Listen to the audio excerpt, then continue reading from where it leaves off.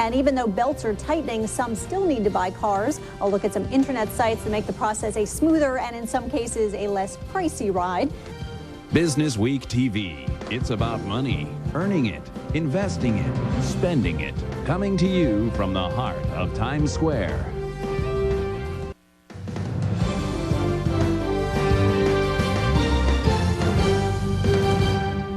It's hard enough these days to pay the grocery bill, let alone buy a new car. And the car industry is definitely feeling the pinch. Forecasters predict it could be the worst year for sales in a decade.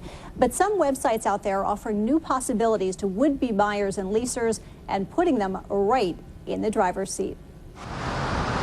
With recessionary pressure hurting the household budget, a new car might seem like a luxury. Many consumers are putting the big purchase on hold. Those who can't wait, though, are looking for cheaper options to meet their needs, and they're being rather creative. I've bought a few vehicles off of eBay Motors, and I think being able to look at the seller's feedback, what other people have bought, what other people have paid for, what they say about the seller, honestly, because they can write whatever they want about a seller. Patricia Weidler and Dan Whitehead saved about $5,000 when they bought their 2002 Ford truck from eBay. They're a prime example of how people have become comfortable with the idea of buying online. 3 million autos have been sold on the website, which claims a sale is made every 56 seconds. You want to get the best value for the money that you want to spend, and so not having sales pressure, I can actually look over all of my options, make a nice educated decision, and then purchase what I'm looking for. If you're not ready to purchase, you can lease as well, and the internet is an option for those looking to get out of a lease or those looking to get in. It's a 2005 Corvette, automatic, pretty much fully loaded. It's got 27,000 miles on it.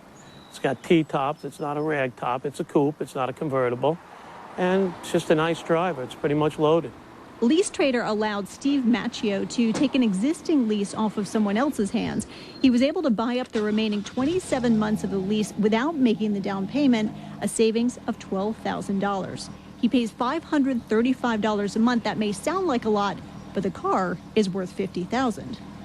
I went on leasetrader.com and I was looking for a Corvette, and they have every car under the sun. Anything you want, they have. So as I was scrolling through, I was looking for something that I felt I could afford.